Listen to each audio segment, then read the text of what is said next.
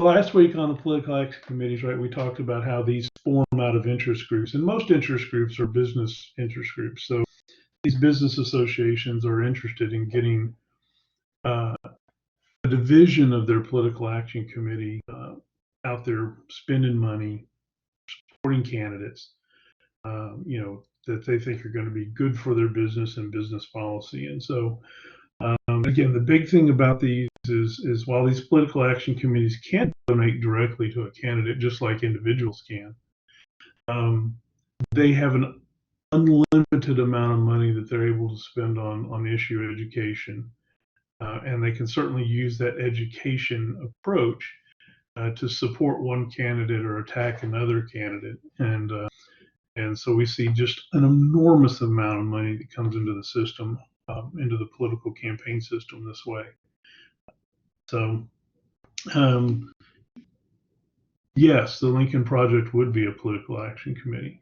Now, whether they're, yes, I'd have to go look and see exactly what kind they are, but I'm sure they are set up as ones, and they set them up intentionally as a political action committee so that they can spend an unlimited amount of money. So as long as they're, and if you're watching that, of course, you're paying attention to Lincoln Project, they are very much on one side of the campaign side, right, issue. They're supporting Joe Biden, I guess it would be fair. What they're really doing, of course, is opposed to Donald Trump. And they're spending an enormous amount of money, it looks like, putting out these ads. And so, or in this case, let me say it, these issue education promos, right? So there's no doubt, though, that they're coming at it from a perspective, right? And they're educating people about that perspective. And I have to say, whether you're pro-Lincoln Project or anti-Lincoln projects, they've probably put out some of the better designed and delivered kind of media this time around, right? It's been very effective the way they're going about it. They've got some people apparently that know what they're doing with media and delivering a message. So, not that there aren't other good ones out there, but the Lincoln Project has been, I think, really effective, and that's why people know who they are. If you go back a ways, in presidential elections, there was, when Kerry was running for office, there was a political action committee called Swift Boat Veterans Against Kerry. Right? And for those that don't know, a swift boat is a particular type of river patrol boat that was used in Vietnam, and Kerry was, right, a veteran on a patrol boat. I think he was actually a commander of one of those boats. And so these were veterans that put together this political action committee to be against John Kerry when he was running for office. So it's got a long history of this, the political action committees being involved, and it's an easy way for interest groups to support a particular candidate or a particular party, for that matter. So that's what we talked about last week, which brings us, since Lincoln Project is a perfect segue here for this, how the media fits into all this, right? There's two things going on here with the media that we need to pay attention to, right? And that's one, it is the most pervasive way that a candidate can get their message out, whether it be radio, media, TV, newspapers, internet, right? All of that's part of the media delivery system. And so, as a candidate, you certainly want to, shake hands and talk to people one-on-one and try to make some personal impact. But, at a national presidential level, but even on a state level, media is your most effective way of getting your message out to those people. And so most of your money, when we're talking about the 3 M's of money, media, and momentum, most of your money, right, is strategized into a spending plan for buying media attention. In other words, to buy time on the TV, time on the radio, right? To put your spots out there, your ads out there, to develop, right? Those ads and those spots. So you raise as much money as you can to support the actual campaign of you, the candidate, but a big chunk of it then gets shuttled off over into delivering your message over whatever public media you can. The other way you're going to get media attention is to be worthy of attention, right? To be a newsmaker. And so if you're someone, all presidential candidates, when they're out and about, are newsmakers, so you're going to get some attention. If you're a Donald Trump, who is always a guaranteed good soundbite, whether you love him or hate him, you're going to get a lot more news attention for free, right? Wherever you are, they're going to be there reporting on what he does, whether, when he was a candidate and especially now that he's president, right? So in a real sense, we're seeing, if you look at the funding for Donald Trump's presidential campaign, he's not doing particularly well in comparison to Joe Biden. He's still raising lots of money. Biden is out raising him right now. But how much that matters is only going to be applied to the way that they can arrange media attention to be delivered at a particular time in a particular place. In other words, buying ads during things that they want. Like a sporting event or a particularly good TV show or something, you want to get your political ads when the most eyes are on TV. So if you're going through TV media. So having money lets you buy those spots at the times you want. If you're running a little short on media and you're a good newsmaker, you're still going to get plenty of coverage from media because you're good for their sensationalism and entertainment value as well as news value. So all of those things will guarantee that you get covered. I believe, if I recall right, in the last presidential election, when Donald Trump was the challenger at the end of the campaign, I think he was estimated to have received almost $1 billion worth of free media time because he was a newsmaker, right?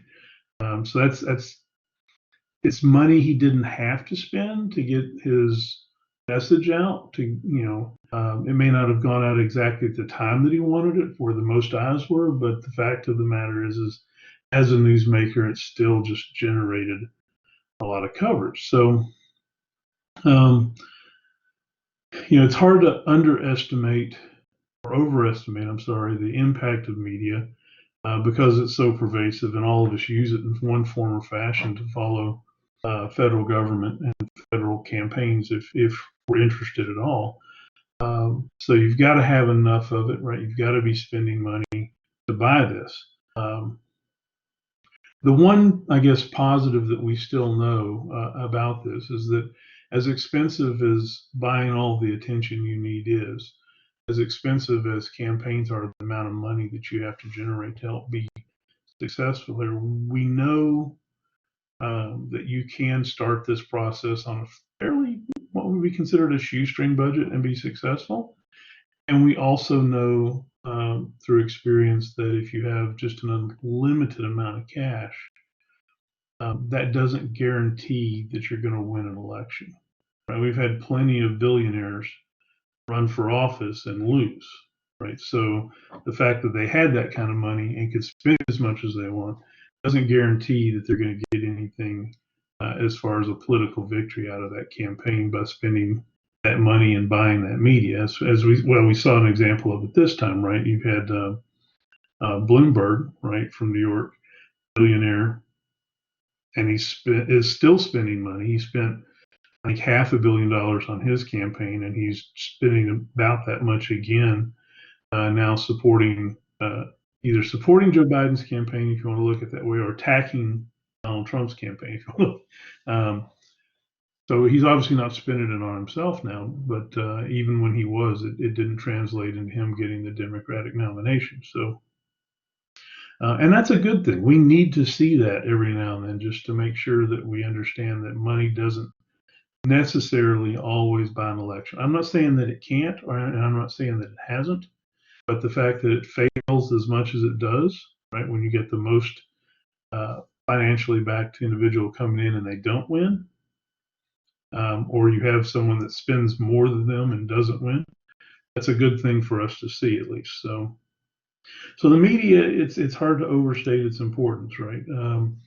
Because it's the vehicle you're going to use um, to generate the momentum that your campaign needs, right? This is the whole point, right? You raise money and you spend that money so that you can drive your campaign into more households, in front of more eyes, and try to deliver your message. So you got to come up with a good campaign strategy. You got to use all of those individuals that I've talked about, right? I think I've talked about them. If not, we'll get to that slide. Um, to organize your campaign and deliver your message. So if you raise good money, you have a good organization, you plan your spending of it, you will generate momentum, and that's the point of this is to get people positively talking about you and or negatively talking about your opponents. Right? So I think Joe Biden is probably just tickled pink every time he sees a Lincoln Project ad come out because, like I said earlier, they're very effective and they're helping him, right? Even if they're not talking about him, they're helping him. So having these groups spend money on their behalf is useful. Now, what do we get out of these campaigns? What do they actually deliver? We've had plenty of political scientists study campaigns and campaign effects, and the biggest and most pervasive effect of campaigning is simply that it preaches well to the choir, right? It reinforces beliefs people already hold. It right gets them, delivers a message to them, delivers information to them that helps support what they already wanted to think and already did think. So it's major, a campaign's major impact, most important impact, is that it reinforces beliefs that people already have, whether that's positive beliefs about you, the candidate, or negative beliefs about your competition, right? If it has a follow-on effect, that effect would be to invigorate people, to excite people, to get them to want to step up and be involved in the campaign themselves, whether that means giving money or giving time or talking to other people, whatever it is. Again, that activation that comes about the second level impact is going to be something that, again, is a result of people already being on the side of that candidate, right? So if the reinforcement is working, right, then that message is going to get people to go, yep, that's what I think, and I still want to support that candidate. And it might actually, right, excite them enough to say, and not only am I going to support them with my vote, I'm going to actually get out and try to actively engage to ensure that they get elected. Every now and then, the last impact of campaigning is that it will change people's minds. It will convert them from supporting one candidate to supporting another, or it may convert from being undecided to being decided. That's the least probable of impact of a campaign because it's the hardest thing to do, right? Getting someone to change their mind is just not an easy thing to do, and for a lot of reasons, right? I've got several listed here. Let me just kind of right ask you a little bit about times you've changed your mind, right? Everybody has changed their mind about a topic or a person or something in the past.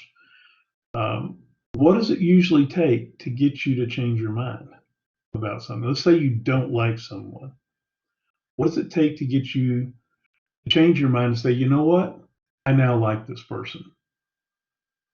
What does that take?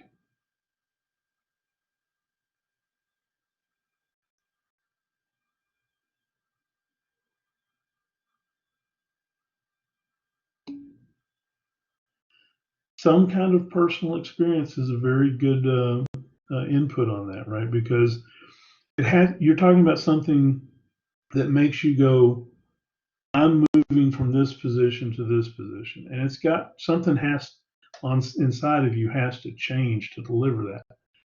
And change is not something most of us do easily.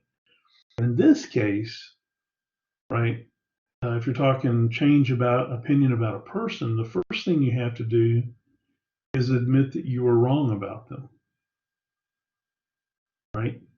You just say, I don't like this person, and then to change your mind to liking them means you have to say, okay, well, that first impression was wrong or based on something, some kind of incomplete information or an experience that I didn't know enough background about, right?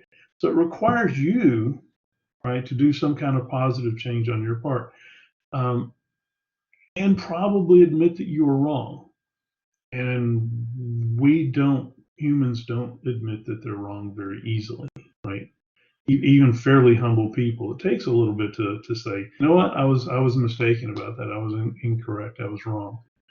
How many of you have ever been in an argument and you realize in the middle of the argument that you're wrong,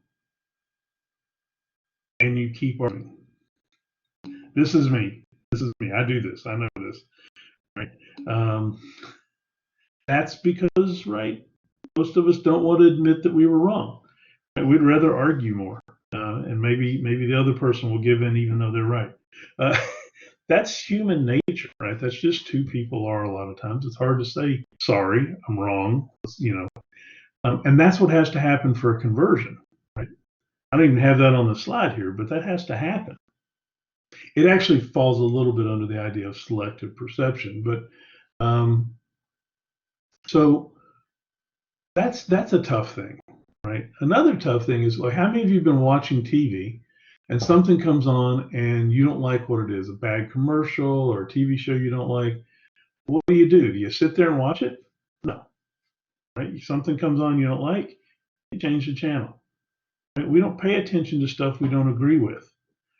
So if you don't like a candidate or you don't like a candidate's set of positions and they're delivering a message that comes across you, most of the time we just kind of screen it out. We don't pay attention. We go somewhere else. We change a channel. We change the radio station. We flip the page in a newspaper, whatever it might be, right? So most of us don't allow ourselves to even be brought into the conversation of, could I be wrong about this, right? We don't pay attention to things that we know we don't disagree with, or know that we don't pay attention to the things we know we don't agree with.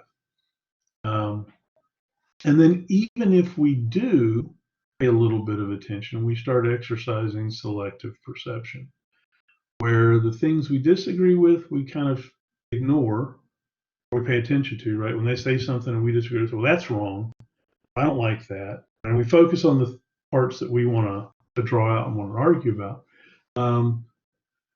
We don't focus on the things that might change our mind. Those we put behind a filter, right?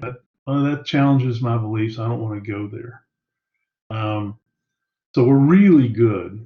Humans are really good at using selective perception, either to screen off information, to ignore what's going on, to selectively pull out the parts that we want to focus on because we know it's strong for us and we like that part of it, or it'll give us a tool to attack the other side with. So we filter, right?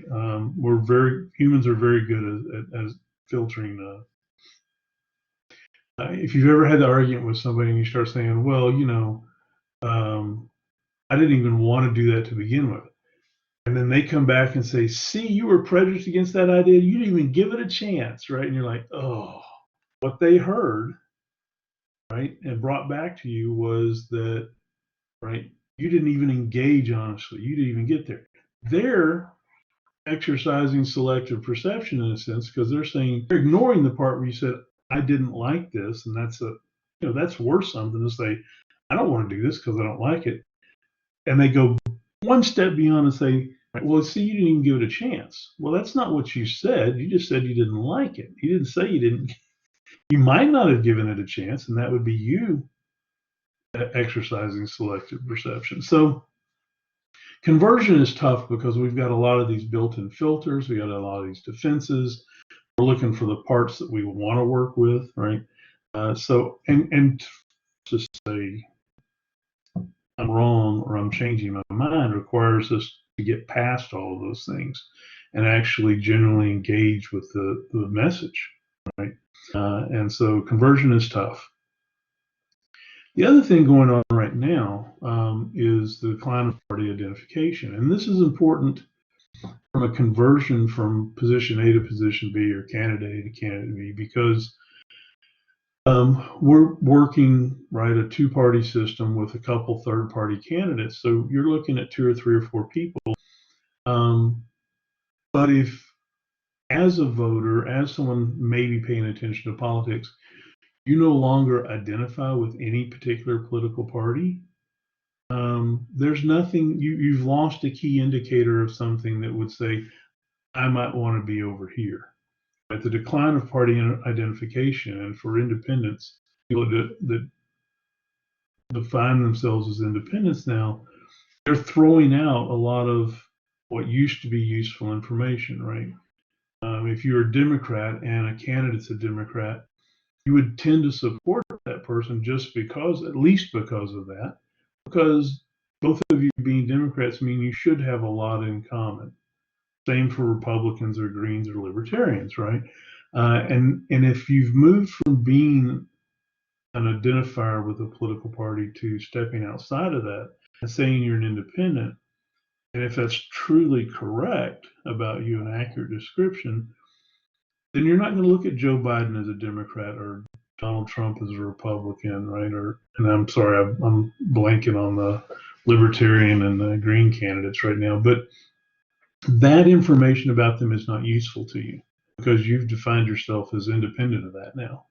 So you're going to have to look for other information. And the moment you have to move beyond easily acquired information to having to dig deeper, you're probably not going to go there, which means you're probably not going to have a conversion experience. You're going to look at them and say, all of these parties stink, and all these candidates from all these parties stink, and maybe I'm just going to ignore them all and not even vote.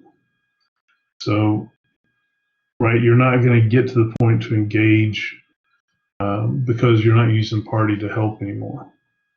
Whereas if you were seeing yourself as a Republican or seeing yourself as, say, a Democrat and calling yourself that, and then your party candidate doesn't mesh well with you, right? Now you're looking at this going, wow, either I've changed my position or my party's changed my position, or this candidate doesn't really fit in my party. Maybe I should look to the other party. One of the other parties. Party is still a pertinent piece of information that you use to help make decisions, and so you're open to conversion on that issue, right? Party identification. That makes sense?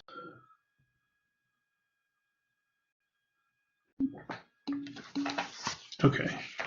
The last bit here is most of us are, when we talk about being a voter and we pay attention to things a little bit, we understand that those candidates that are in office are very hard to root out of office.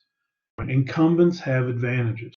And knowing those advantages makes it even harder for us to convert away from an incumbent to another candidate, right? So I'm a voter, say, looking at the presidential election campaign here, and let's say that I'm a Trump supporter, right? So Trump is the incumbent candidate. He's running for re-election. I voted for him, 4 years ago. So for me, as a Trump supporter, I would be saying things like, "Look, that's the person I supported. I know who they are, right? They won me over as a voter 4 years ago.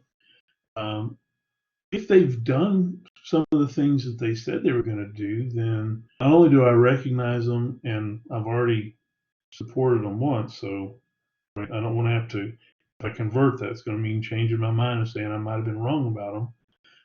Two, they've got a history, they've got a track record now, right? And maybe, right, the 3 or 4 things that I brought with me to deciding to vote for that incumbent, they delivered on. Well, if that's the case, why would I change, right? This incumbent that I know has delivered on some of the promises that were important to me is running for re-election. Do I think they'll deliver again? Well, they got a track record that says maybe yes. What does my challenger have? I may not know them very well, if at all. That's a problem, because that means they're going to put a lot of effort out into getting me to recognize them. Two, they may not have a track record at all, which means I'm just going to have to rely on their promises. Promises are okay if you fulfill them, but I've got a candidate in my pocket, right, that has already made promises and delivered on at least some of them, maybe.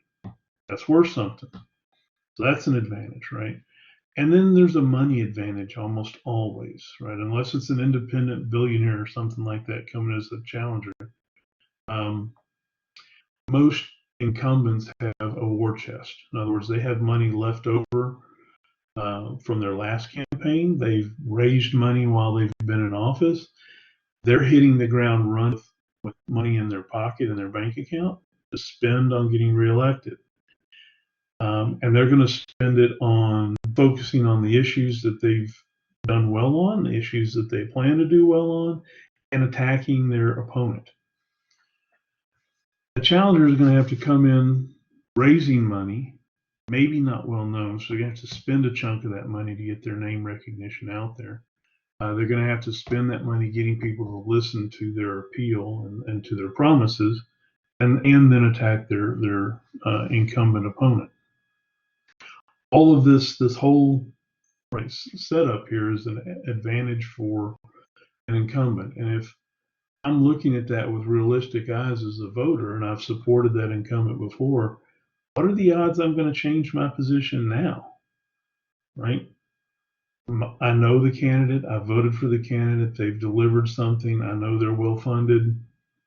I know that challengers hardly ever win. Right? 9 out of 10 times, incumbent keeps their office. Right? So if I'm being realistic about this as a voter, I don't have a whole lot of reason probably, right, to leave an incumbent I've supported before. Now, that doesn't mean that they couldn't do something to drive me off, but it's going to be a lot harder for them to lose me than it is for a challenger to add me to supporting them. Any questions there about that? Does that make sense?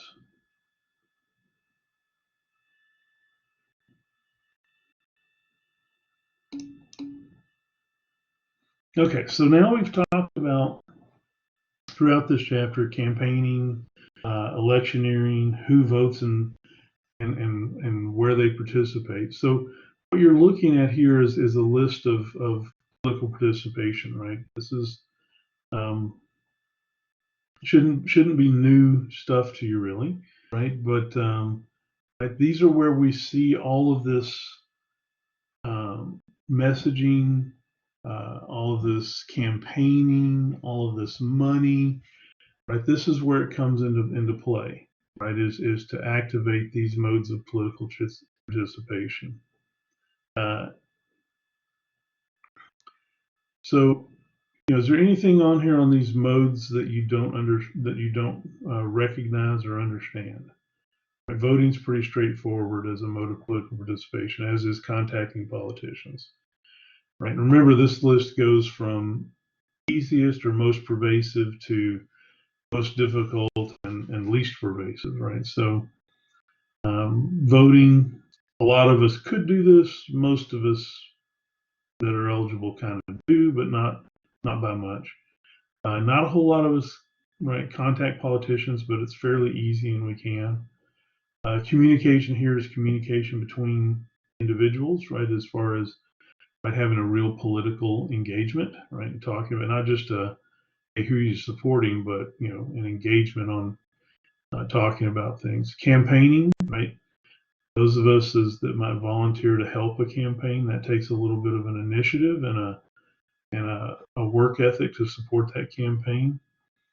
So again, we're shrinking in the number of folks that are probably going to be doing these things, and it's taking more effort to get there. Community activists, those people that are working on behalf of getting their community what it needs and looking after people in their community to try to ensure that things are going well. Protesting, right? So whether that's legitimate legal protesting, right? We've talked about the three kinds of protesting. Am I remembering that correct? We've got protesting, and you've got illegal protesting, and then you've got civil disobedience in the middle, right? That's where this is. And then the complete activist that does all of these things. So you should recognize these. The campaigning and electioneering that's going on is to activate this, to motivate people to get involved here, especially the voting, but all of the rest of it is possible too. So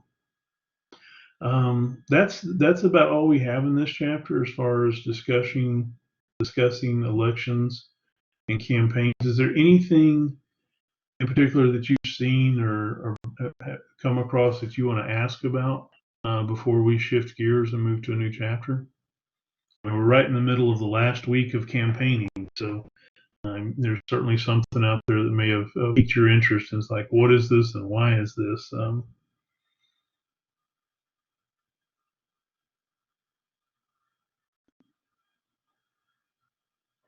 Okay, well, y'all think about that for a minute. I'm going to start pulling up the next chapter of slides. And if Texas goes blue, will Biden win? Almost certainly. And for two reasons. One, Texas carries 38 electoral votes, and Texas is a conservative state. So if Texas is a conservative state, in the majority goes blue, that means that there are going to be other conservative but less conservative than Texas states that are probably going to fall with that, right? Are going to change with that. So if Texas goes blue, right, it's kind of this, we're what we would call one of the strong red states, a strong Republican state. If the majority of Texas votes for Biden, you got to figure that other states that were a little less committed to the Republican cause have changed as well, right? You've got states like Florida, which is a perennial swing state, generally goes Republican by a little bit, but not much. Texas, right, goes Republican generally a lot more. If we go, Florida's probably gone. Pennsylvania's probably gone. Michigan is almost certainly gone blue as well. Maybe Wisconsin. Right? Those are all swing states that are close to the tipping point one way or either side. What are the chances? That's the hard part to figure out. It's a very good question, and it's hard to know. Texas, it's been, I don't know, 30 years or more since we've probably gone blue. Probably Bill Clinton, right? Texas might have gone blue if I look back with Bill Clinton.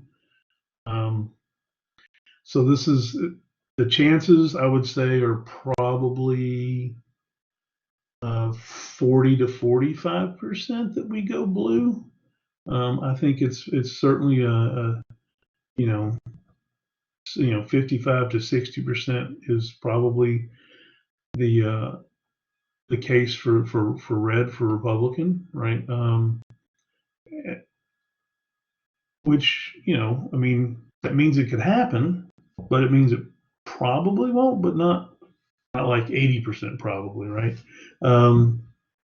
Looking at the latest polls in Texas, we're getting a couple of them. One that shows, if I remember correctly, I saw one that shows Trump up by 3 or 4 percentage points, and that's within the margin of error for that poll. And I think I saw Biden tied in one, certainly within the margin of error there.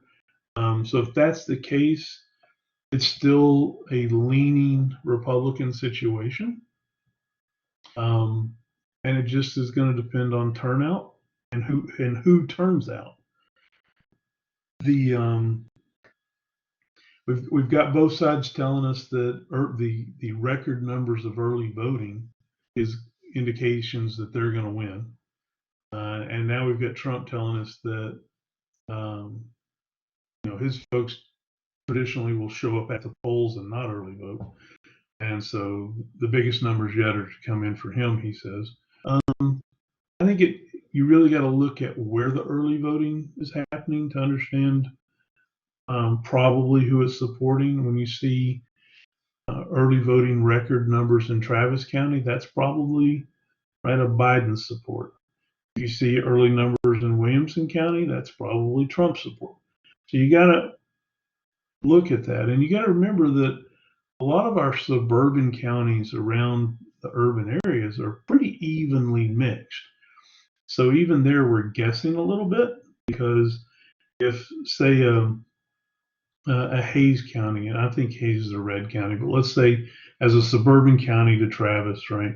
I mean, adjacent county to Travis, maybe Hays is 53% Republican and 47% Democrat on the split, or 50% Republican, 47% Democrat. This would probably be a little more accurate, and 3% independent or undecided.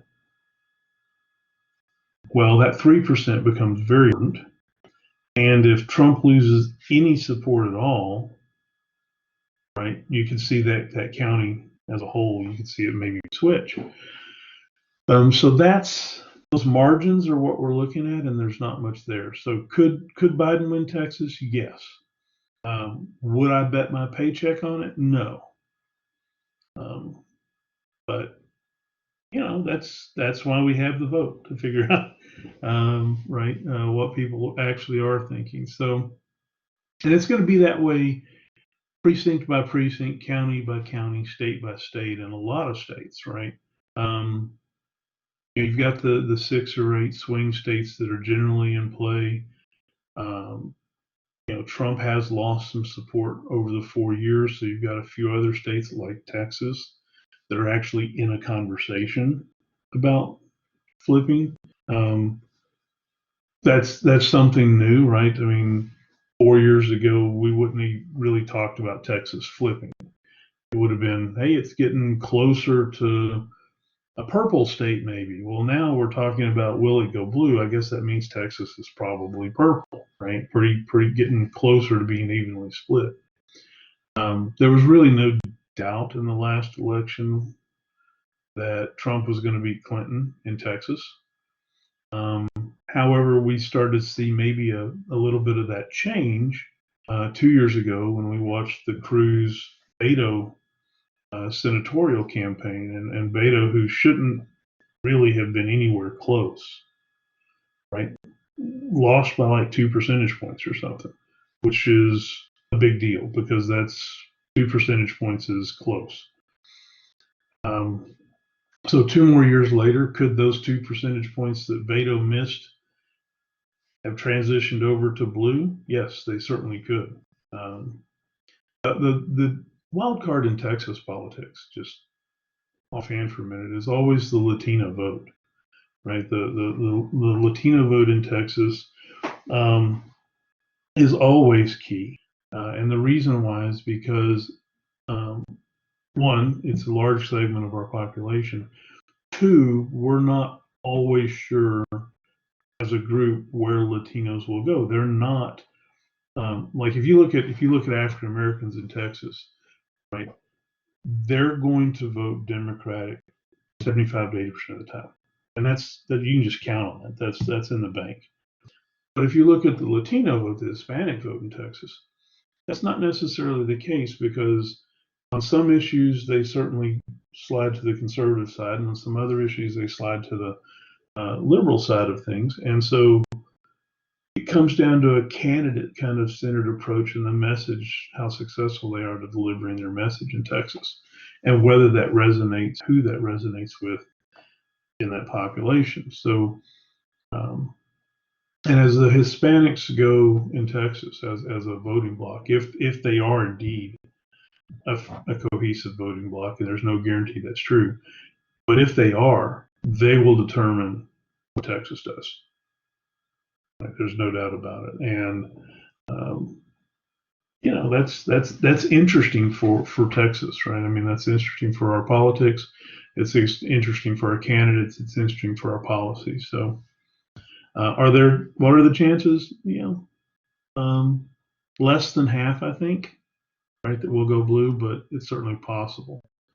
And whether it does or not, if it's close, it'll be interesting. If it does, it'll be something more interesting to talk about from a political science perspective. Um, and we'll have to then analyze whether this was a reaction to Trump or this is a reaction to the Republican Party, or this is maybe at the national level.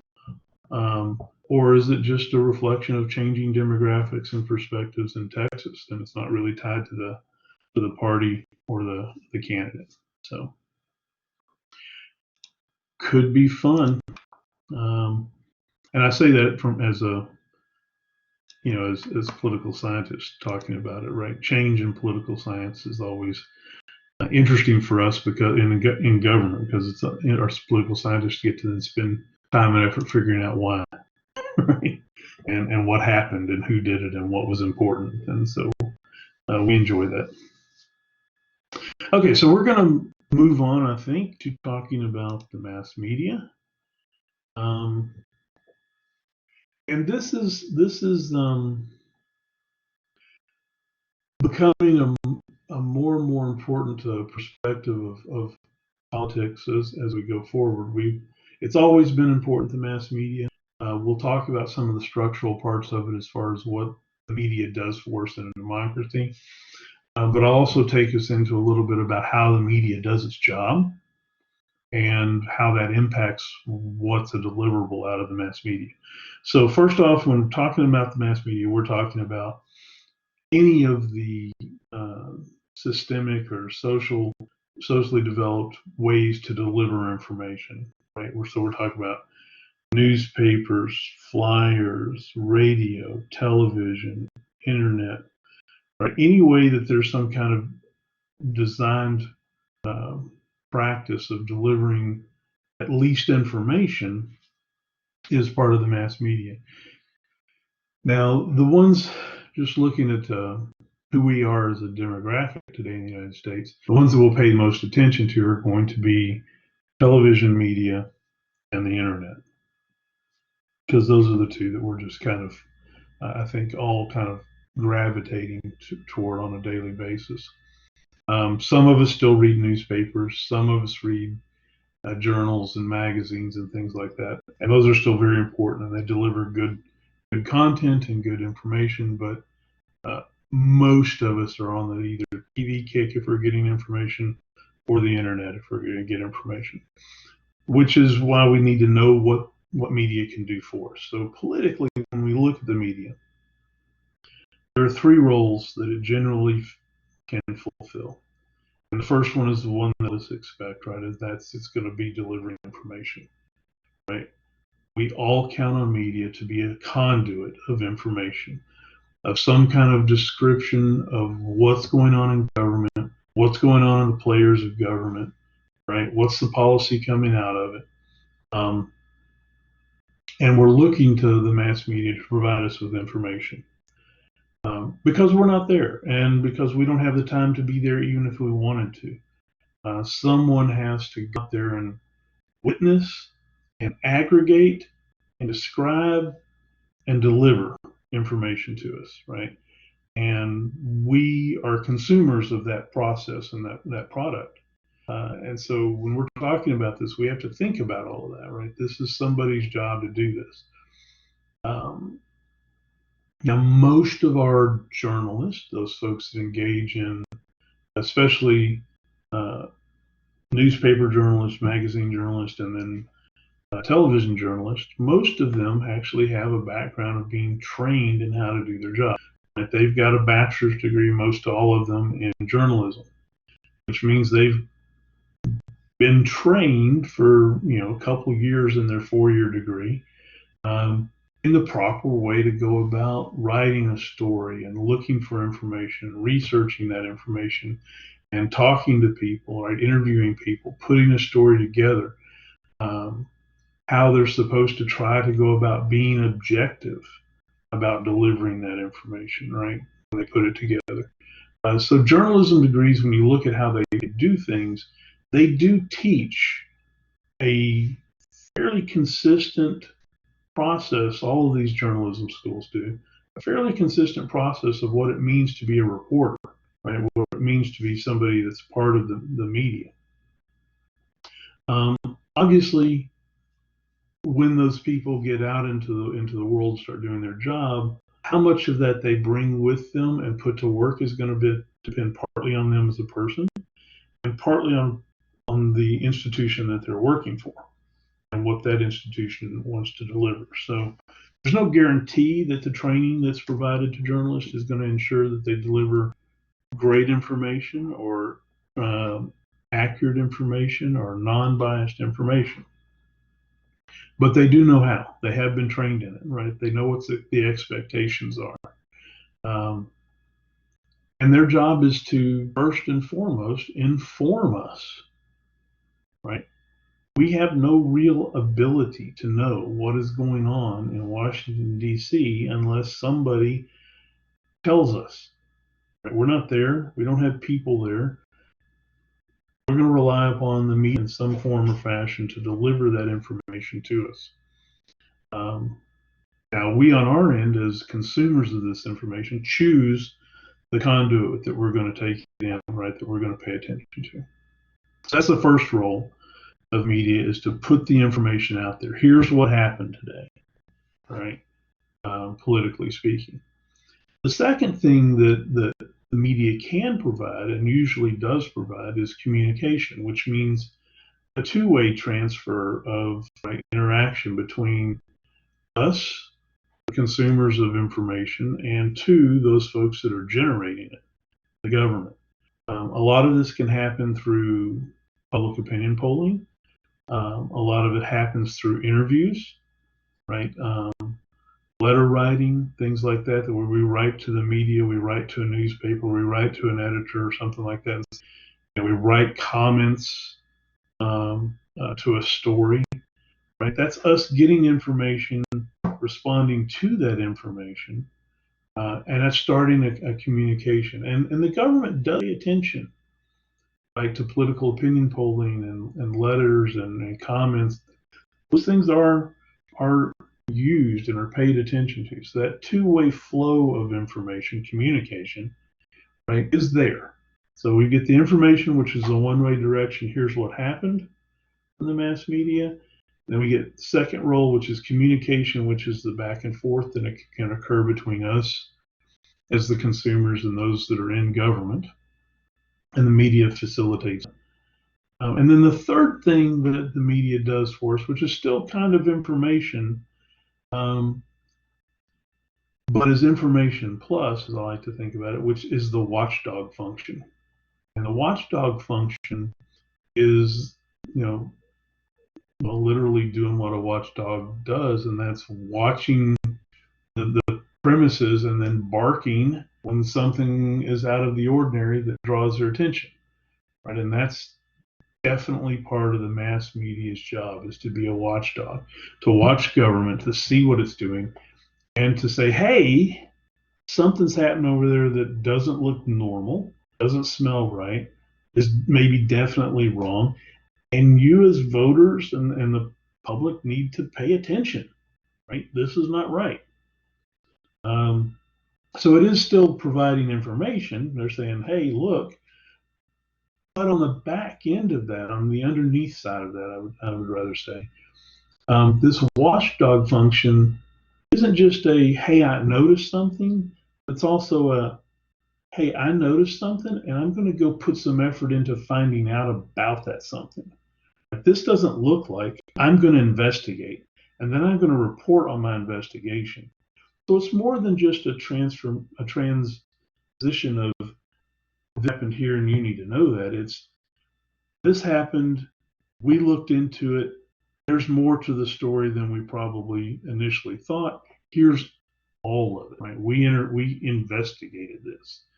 So it goes a lot further into rooting down into figuring out what's going on and why, right? It's one thing to know, right, that government has, I don't know, engaged in policy X, whatever X might be in this case. It's something else that for the media, it's one thing for the media to tell us that government's doing X. Another thing for them to say government's doing X, and we looked into it and they shouldn't be because, right? That's going a little deeper, and it's signaling to us that we as voters need to get involved. We need to pay attention. So those are your three roles: information, communication, and a watchdog.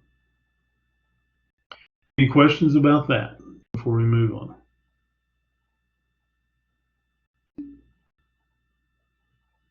Or comments. It doesn't have to be a question. It can be a comment, right?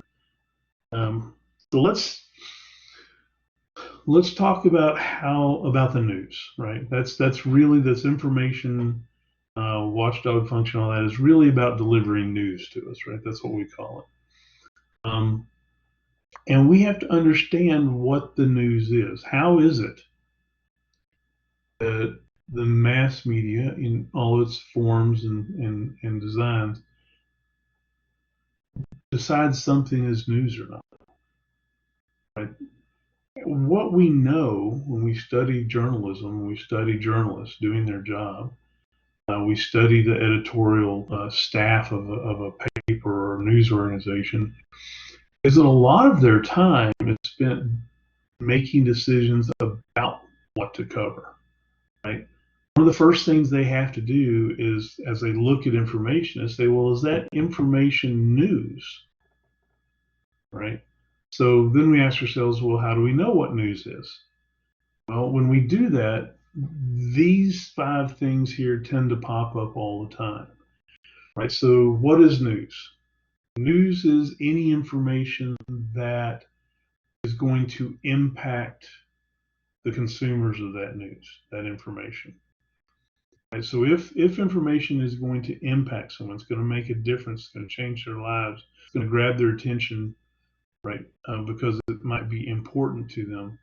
That impact is probably something that's going to get that story labeled as news. And if it's labeled as news, then the media is going to come. So if,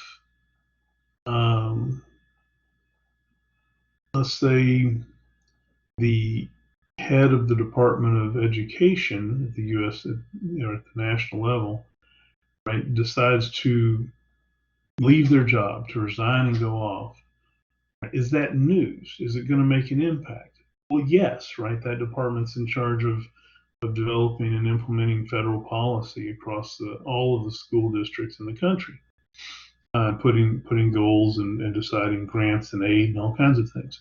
So if the leadership of that, the head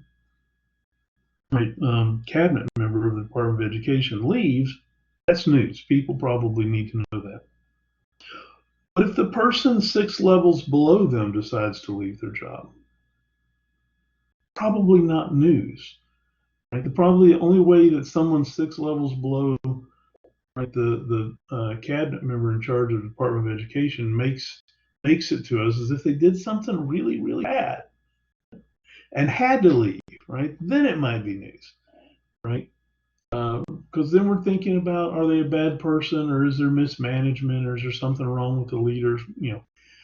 But just them leaving on their own, not news. Whereas, right, that department head leaving, cabinet level person leaving, that's probably news. So the impact is important, right? What's the impact of this piece of information we have? In our society, because we are, and it may not feel this well enough, but because we're as peaceful as we are, there is so much peace in our nation, right?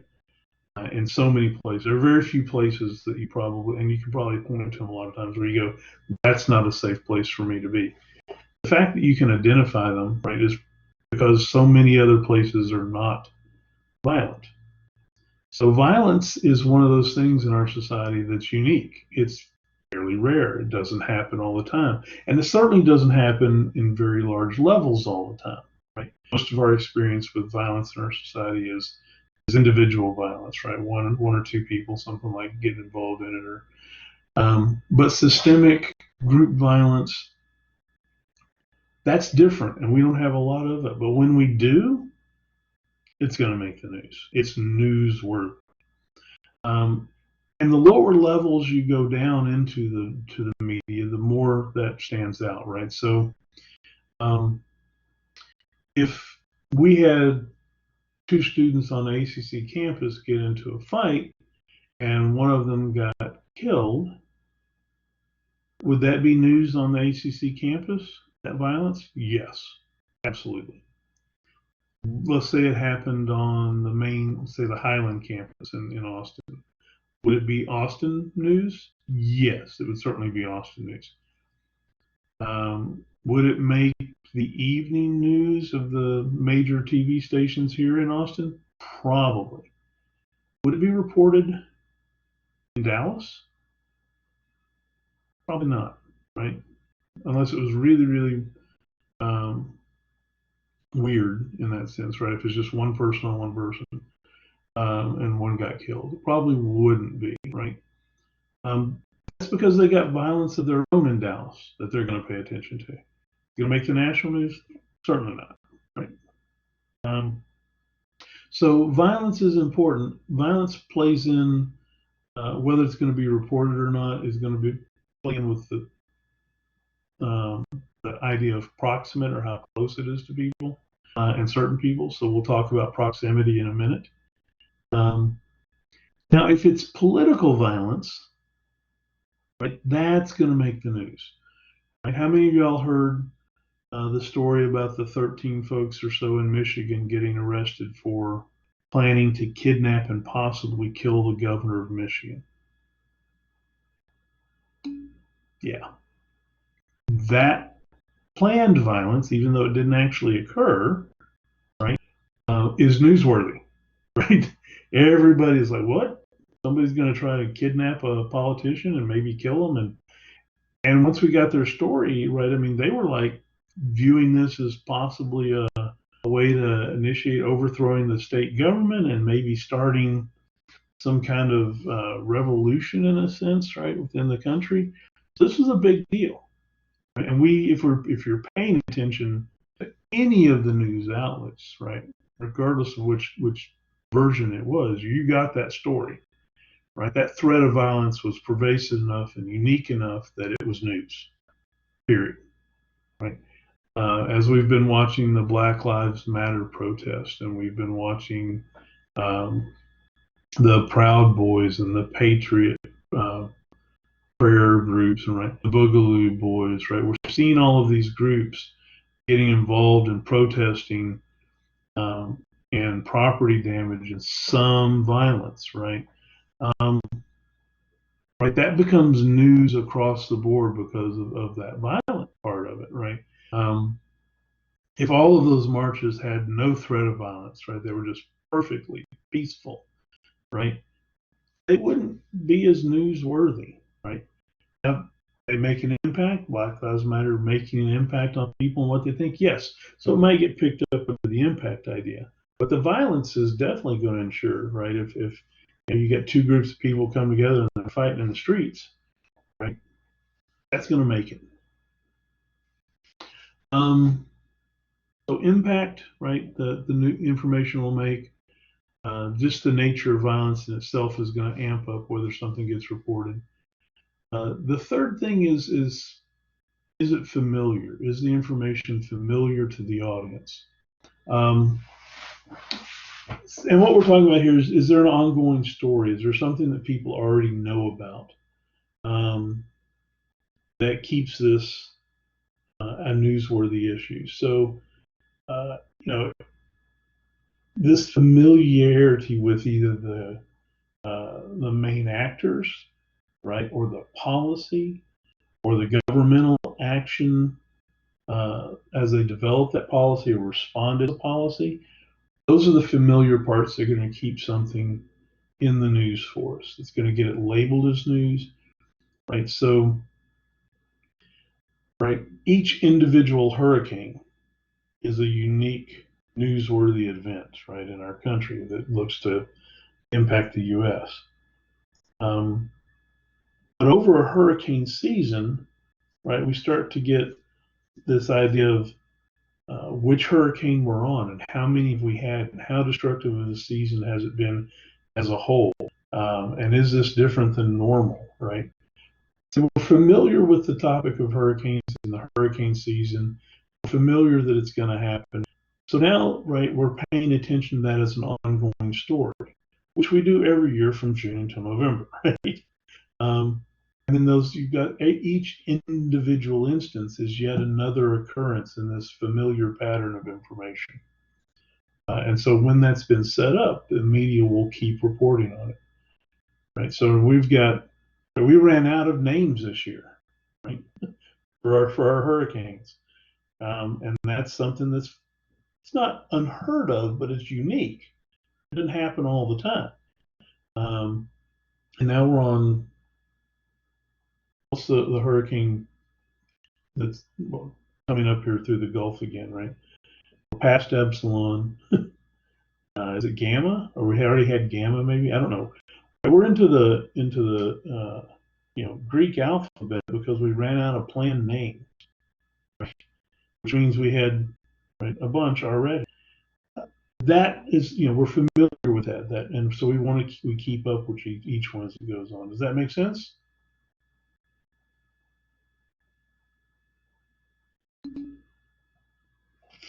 And then, as I promised earlier, proximity, something that is proximate to us, close to us. The closer it is to a particular part of an audience, the more the media around that audience should identify that as news, right? So when something is closer to you and may be viewed as news, then the news organization should probably put that into the filtered section of this is a news story, right? So we talked about the violence on campus earlier. It had to be violence, but it could just still be a news story, right? You're driving down 35, there's a car wreck on 35, someone gets hurt, or there's big damage, or someone dies, or there's a fire. Because that's 35 and it's close to, in going through Austin, people in Austin want to know that, right? For one thing, right, that's here. Another thing, I want to make sure I don't go there, right? So proximity of that information makes it important to us, right? And the closer it is, the more important it is. How many of y'all are aware of all of the fires out west right now? Right, we had big fires in California, big fires in Colorado, and like and we know that, right? And we know that it's bad, and it's people's houses are burning. But if that fire were happening outside of Austin, like it did a few years ago in Bastrop, right, that proximity would elevate that story, right? We may not be paying attention to the fires in Colorado. We'd be paying attention to the fires in Texas, right? And the other ones, right, they'll be important to Colorado, but we're focused on our own. So proximity is important. When where something happens, can either elevate that information or, right, de-escalate that information, push it down. And so we need to pay attention to that. And then the timeliness of it. Anything, I mean, just look at what we're talking about here. We're talking about reporting the news, right? News, as in new stuff, right? The more newer it is, the more that was probably something that needs to be talked about, right? How many people die on Texas roads in a day? Do we have traffic fatalities in Texas every day? Texas is really big, so the answer is yes, we do, right? There's actually a campaign going on I tried to get Texas to have one day without traffic deaths. Right? Is it really that timely of story for us to talk about traffic deaths in Texas? Not unless one of these other filters up here brings it in. Timeliness, like it happens all the time. Right? It happens so often we don't even care about it that much unless it impacts us directly. But what if, right, that traffic accident involved a semi running off I-35 and into a building or something? That would be something. It's a traffic accident happening now, right, and proximate, and it had some violence. It caused damage, right, and we're familiar with 35. It's making an impact, right? We're going to hear about that, right? We're going to hear about that. If that happened 3 years ago, do you care? Probably not. Right? If it happened today, we care. If it happened 3 years ago, we might have cared 3 years ago, right? But we don't care today. So the timeliness of the information is important, right? And in the news business, timeliness is a paramount kind of thing for them to pay attention to, right? Because they're a business and they're trying to bring the news to you that's unique and original and new and timely as much as they can. They're trying to do competition to it. Timeliness is really important to try to get the scoop. Sometimes that's a bad thing, right? This drive to be timely, to be first, right, gets organizations putting information out there that they haven't done due diligence on. But these are the things that the organizations themselves are looking at as filters to determine, is this information news? If it falls into one of these 5 areas, then the answer is probably yes. All right? So you got to think about that, right? Why am I seeing what I'm seeing is important. When you're looking at a newspaper, you're paying attention to the stories on a news station, right, or news radio, TV or something. They've curated what you're going to get delivered to you, and they've done it through at least these 5 filters, if not more. Right? They've sat down and figured out makes an impact. It's proximate. It happened today. People kind of know. 3 out of 4 out of our filters are hit by this. We need to talk about it, right? When's the last time, if you watch the news or were reading about the news, you've read about the federal budget and a federal budget being put into place, being passed by Congress and signed by the president? Is that important? Yeah, budget's really important, right? It's very, very important. Do any of us really want to pay attention to that information or have that presented to us? Not really. You know when the last time we had a budget passed? Most of us don't. It's been a long time. Our federal government's running on continuing resolutions because they can't agree on a budget. That is really important news. Does it make an impact on it? Yes, but it's derivative. Is it violent? No. Is it familiar? No, we don't want to pay attention. It's not something we want. Proximate? It kind of happens over there. Timely? Sometimes these filters fail us, right? And things that are very, very important, like having a federal budget and whether we're following it or not, right, don't fit the bill for what is going to work to be defined as news. Why do you think that's the case? Why do you think it is that information that we need to know, right, like the budget process, and do we have one and are we following it, we don't get? They don't talk about.